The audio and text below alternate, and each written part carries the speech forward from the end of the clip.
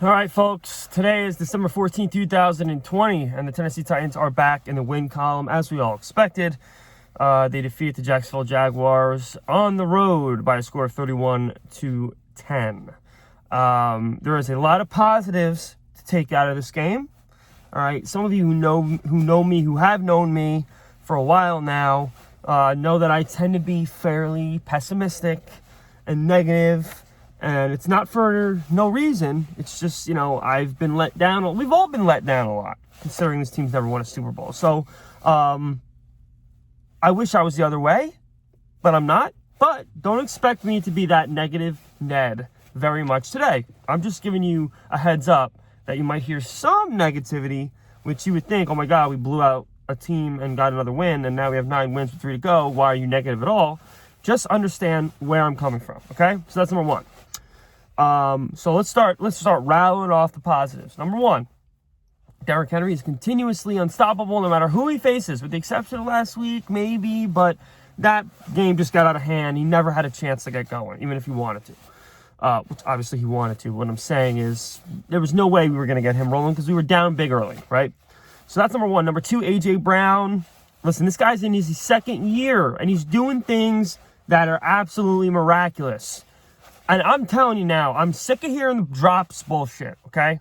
I'm sick of hearing it. The guy's in his second year, and he's already, in my opinion, the most talented wide receiver this franchise has ever seen.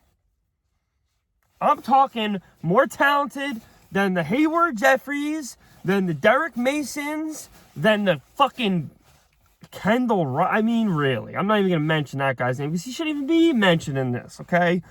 Billy White Shoes Johnson, all of them, more talented than all of them. And he's in his second year. So let's stop crying about the fact that he has a drop here. Or he has more than a drop here and there. I was upset about his drops for about 2 minutes after they happened. Then I instantly forget about him. Why? Because he does something amazing minutes later. So I don't want to hear everyone talking about Kaharski. I know your job is to report on the Titans. I get that. But the drops, I'm not worried about the drops, okay? He's got the same amount of touchdowns as Julio Jones in the same amount of games. Is anyone worried about drops with Julio Jones? No. And right now, touchdown-wise, he's on pace with one of the most talented wide receivers ever in history, okay? So let's just stop with the drops. I didn't think I was going to go on a rampage about this, but I am, and here we are. Stop with the drops. Enough. It's okay. He's going to get better. He's a workhorse. He's a perfectionist. He's going to work on every single thing that he needs to work on every single offseason. That's why he's better than he was last year, and he's going to be better every single year. Okay? Enough. Relax with the drops. Moving on. Derrick Henry, amazing. A.J. Brown, amazing. Corey didn't get any targets, but, what are you going to do? They just didn't throw to him. They threw him 3 times. He's still a star. I still want him back. This has no implication on my stance of him moving forward. Jonnu Smith, we just don't throw to him. I mean, I forgot he played yesterday, to be honest. I have a conspiracy theory that I think we are trying to lessen his workload to make his price tag a little bit lower to sign him next year. Obviously, that's more than likely not true, but it just doesn't make any sense. I mean, he's very talented. He's got phenomenal hands. He's just as good not just as good, but he's phenomenal after the catch, like the other receivers we have. He's just a phenomenal, fantastic tight end, and we just don't use him. We throw him in the red zone. That's it. That's why he has 7 touchdowns, because that's the only time he gets targets is in the red zone. And that's all fine and good, because we need to score. But, with Humphreys being out, we don't know how long. I mean, he's a chain mover, okay? He's a guy you can throw the ball in the middle and have faith he's going to come down with it, right? So I'd like to see him get more involved, but again, beggars can't be right. I should say, I don't want to nitpick. This offense is elite. Not everyone can get, all the catches, right? So offense looked good. Tannehill got sacked a little bit. Pass protection wasn't excellent, but it was obviously good enough. And the run blocking was superb, as it usually is. And that's what led us to a dominant victory. Obviously, I have a little something to say about Arthur Smith, because every single week, no matter how many points we score, he still does something that terrifies the shit out of me. I'm not talking about a decision I disagree with. I'm talking about a decision that makes me believe this guy has brain cells missing. That is not something you want to think about your offensive coordinator, okay? The 4th and 2 play call, there's no debating. There's nothing to debate about it. The only thing to debate is whether or not they should have went for it, which I don't think they should have, but I didn't hate it. I wasn't like mortified that they went for it. I get it. One of the worst teams in the league. Score early, right? But to choose that play and to do a hurry up, no huddle, to do a sweep to McNichols, I mean, you cannot defend that. And I've said this a million times, okay? When it comes down to crunch time, and there's a point in time late in the first half when it's a marginal, it's a game super close, and we have a chance to get in at the end of the half or at the end of the game in general, and we're on a 4th and 2, 3rd and inches, whatever the case may be, he's going to make an epic, monstrous mistake that we're not going to be able to come back from. And we're just going to be like, well, let's not do that next year. I don't want to run into that issue, okay? So it is what it is. Again, I keep giving him the benefit of the doubt, but I just want one game, win or lose, where I don't look at something he does in absolute disbelief in a negative fashion. Just one game. It's yet to happen in the last 2 months. We'll see if this is the game coming up that it happens. Anyway, defense. Good. I think it was not as good as the score would show, but it was still good. Unfortunately, I'm waving the white flag. Okay, I'm going to use my mask here. I'm waving the white flag as far as pass rush. Doesn't exist.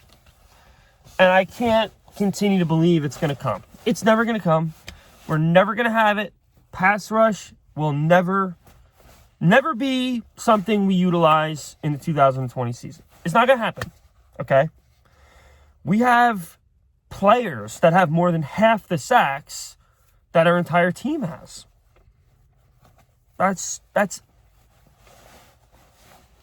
sickening, nauseating, okay? So let's just forget about the pass rush. All we can do now is focus on stopping the run and stopping the pass with our defensive backs. Interior, edge, don't expect a goddamn thing from them, okay? Our corners played very, very well. Malcolm Butler, I'll tell you, I originally, 2-3 months ago, said, he's a goner. We're saving that $10 million next year. Don't expect it. Now, I don't know. And frankly, I think he deserves to possibly stay. It's going to be tough whether they decide, hey, are we going to try to put that money in Desmond King, who's younger, who's a little bit more proven already? Or are we going to stick with Malcolm Butler? Because I don't think we can afford both of them. But that's whatever. That's too early to think about any of that. Desmond King had a phenomenal game as well. The run wasn't really a factor either. But, Minshew came in there and kind of just started slinging it, right?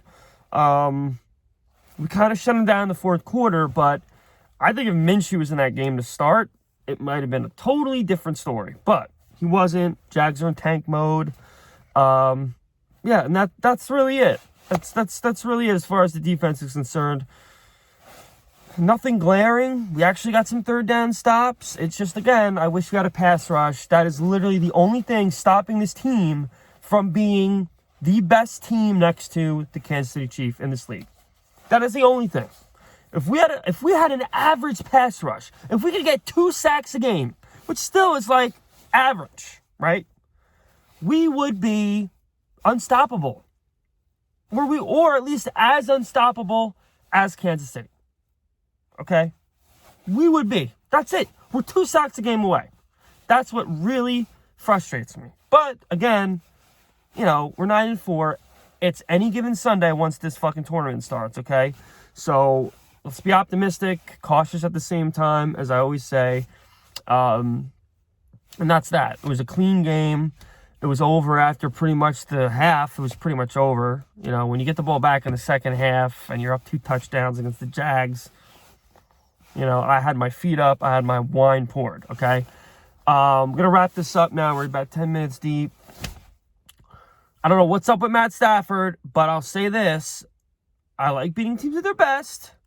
But in this situation, when the playoffs are no guarantee with 3 games left, even though it's looking like our odds are very much in our favor, fuck it.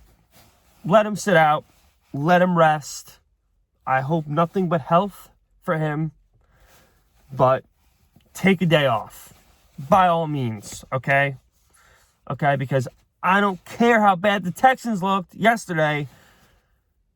This is going to be this game should be easier than the Texan game. I'm already watching out Green Bay. I don't think we beat Green Bay prime time on the road. I don't see it happening. But I think that Houston game, Week 17, is going to mean a lot. And I think it's going to be much more difficult than this Detroit game. This Detroit game is a must win. I am going to be as the most pessimistic human on earth if we don't win this Detroit game. It has to be won soundly. It's our last home game. Enough's enough. Stop with the win-loss, win-loss. No, get a streak going. You're a good team. You have an incredible offense. Blow the doors off the fucking Lions, okay? You should, no matter who's quarterback.